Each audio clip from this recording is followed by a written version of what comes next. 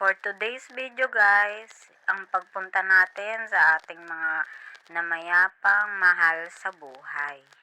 Yan po ang puntod ng aking mahal na ina.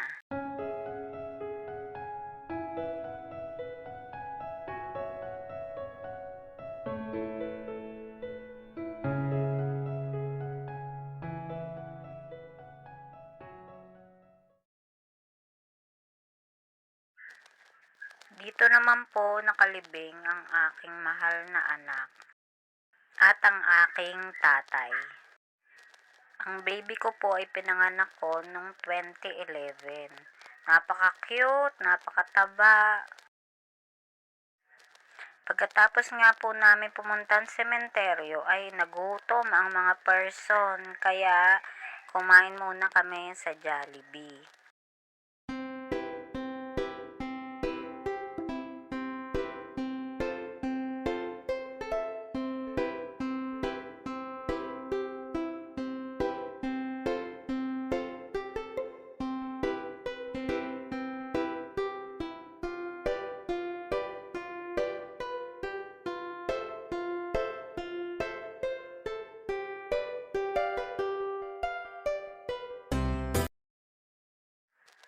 At ang ganda na nga po ng ayos sa SM, Paskong Pasko na.